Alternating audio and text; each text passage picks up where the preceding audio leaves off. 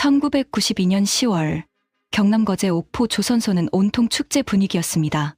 대한민국 해군의 역사를 새로 쓸 첫 번째 잠수함, 오포함의 탄생을 알리는 진수식이 코앞이었으니까요. 샴페인이 터지고 팡파르가 울려 퍼지기 딱 일주일 전. 하지만 그 화려한 무대 뒤편에서 거대한 강철 괴물은 칠흑 같은 어둠 속에 멈춰 서 있었습니다. 이대로 물에 넣는 건 수십 명의 목숨을 담보로 도박을 하겠다는 소리입니다. 모두가 성공을 노래할 때 홀로 재를 뿌리며 국가적 경사를 가로막아 세운 한 용접공이 있었습니다. 그는 대체 무엇을 보았기에 그토록 무모한 선택을 했던 걸까요? 30년 전 오포 앞바다를 뜨겁게 달궜던 그날의 사연을 지금 시작합니다. 구독과 좋아요는 다음 사연을 만드는 큰 힘이 됩니다. 그해 가을 오포의 바닷바람은 유독 살가죽을 파고드는 것 같았습니다. 제 인생의 절반 이상을 보낸 조선소였지만 잠수함 건조장은 평소 우리가 만들던 거대 유조선과는 공기부터 달랐습니다. 사방이 꽉 막힌 강철의 요새, 그 좁은 통로를 지날 때마다 느껴지는 압박감은 베테랑인 저조차 숨을 들이켜게 만들었죠. 당시 저는 선체 용접팀의 반장이었습니다. 제 손을 거치지 않은 이음매가 없었고 제 눈을 피해 숨을 수 있는 균열은 없다고 자부하며 살았습니다. 진수식을 딱 일주일 남겨둔 그날 오후, 저는 마지막 점검을 위해 어른 한 명이 겨우 들어갈 법한 어뢰 발사관 안쪽으로 기어 들어갔습니다. 손전등 하나에 의지의 매끄러운 내벽을 훑어 내려가던 그때였습니다. 빛의 굴절이 미세하게 꺾이는 지점이 보였습니다. 머리카락보다 얇고 바늘 끝보다 작은 미세한 기포. 남들은 용접하다 생긴 흔한 자국이라며 넘겼을지 모를 그 작은 구멍이 제 눈에는 거대한 싱크홀처럼 보였습니다. 심장이 미친 듯이 뛰기 시작했습니다. 이건 단순한 마감이 아니었습니다. 수백 미터 바다 아래서 엄청난 수압을 견뎌야 할 이 강철 몸체에 난 치명적인 구멍이었으니까요.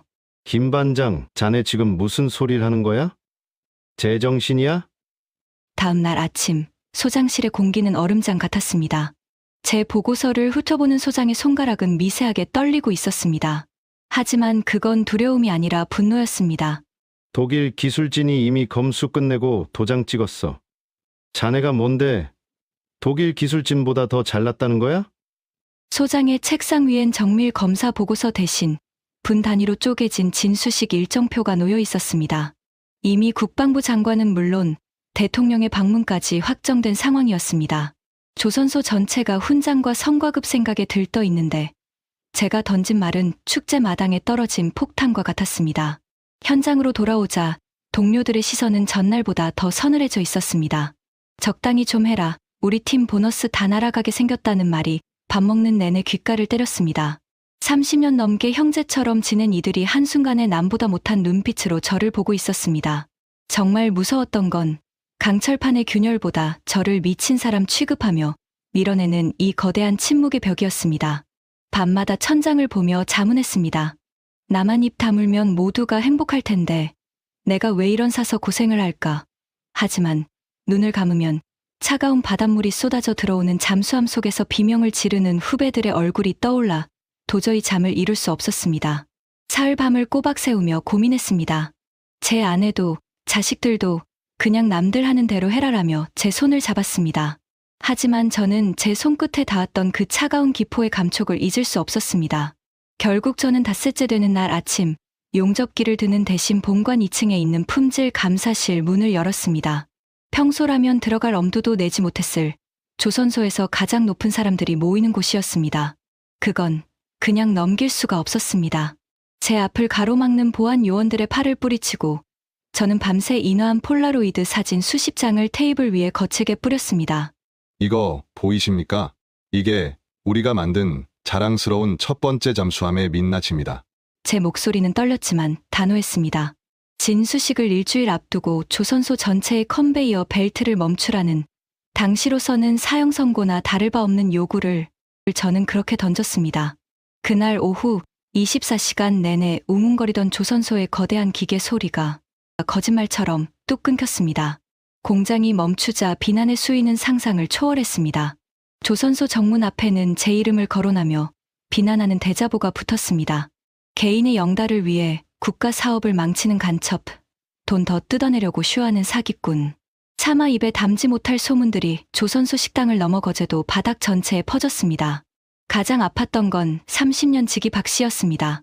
김 반장, 자네 고집 때문에 우리 딸 혼수 가전은 다 날아갔어. 자네가 내 딸 인생 책임질 거야?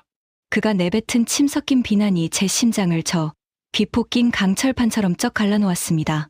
국방부에서 내려온 조사단은 매일같이 저를 불러 취조했습니다.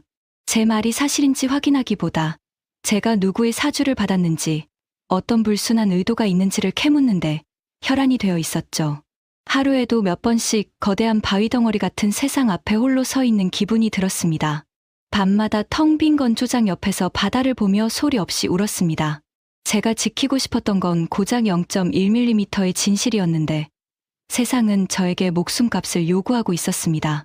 진수식을 단 사흘 앞둔 운명의 새벽이었습니다. 조선소 회의실에는 팽팽한 긴장감이 감돌았습니다.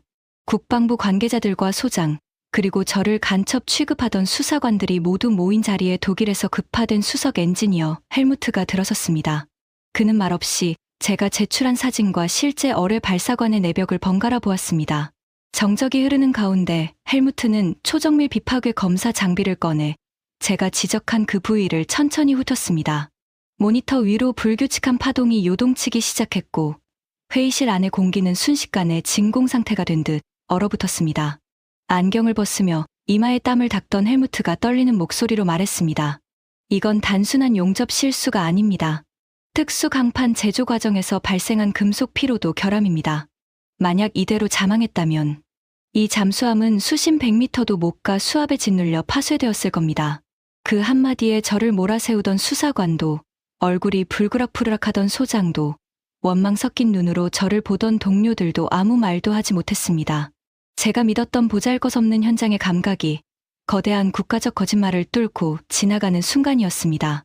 헬무트는 제 거친 손을 잡으며 서툰 한국말로 말했습니다. 당신의 정직함이 수십 명의 생명을 구했습니다. 감사합니다. 진수식은 한 달 뒤로 공식 연기되었습니다. 뉴스에는 기술적 보완을 위한 전략적 선택이라는 완곡한 표현이 나갔지만 조선소 안의 사람들은 모두 알고 있었습니다. 다시 용접기를 잡고 건조장으로 내려간 제 곁으로 박 씨가 다가왔습니다. 그는 쑥스러운 듯 제 사물함에 새 작업 장갑 한 켤레와 시원한 캔커피 하나를 놓아두고 갔습니다. 김 반장, 내가 미안했네. 그 말 한마디에 지난 한 달간의 서러움이 눈 녹듯 사라졌습니다. 화려한 훈장도 성과급 파티도 없었습니다. 하지만 한 달 동안 오포함의 배를 다시 갈라 결함을 보강하고 다시 용접을 하는 우리 팀원들의 눈빛은 전과 달랐습니다. 이제 우리는 단순히 명령받은 일을 하는 기계가 아니라 동료의 생명을 짊어진 장인이 되어 있었습니다. 우리가 튀기는 불꽃 하나하나가 더 정직하고 뜨겁게 타올랐습니다. 한 달 뒤 드디어 오포함이 오포의 푸른 물살을 가르며 위풍당당하게 떠올랐습니다. TV 뉴스에는 대한민국의 위대한 기술 승리라며 연신 찬사가 쏟아졌습니다. 그 화려한 화면 속 어디에도 제 이름 석자는 나오지 않았지만 저는 웃을 수 있었습니다. 기록은 늘 화려한 성공만을 남기려 합니다. 하지만 저는 압니다. 저 거대한 강철 괴물이 바다 깊은 곳에서도 조용히 제 임무를 수행할 수 있는 이유를요. 그날 이후 몇 개의 기록이 조용히 수정되었습니다. 그리고 저는 오늘도 같은 자리에서 불꽃을 튀깁니다.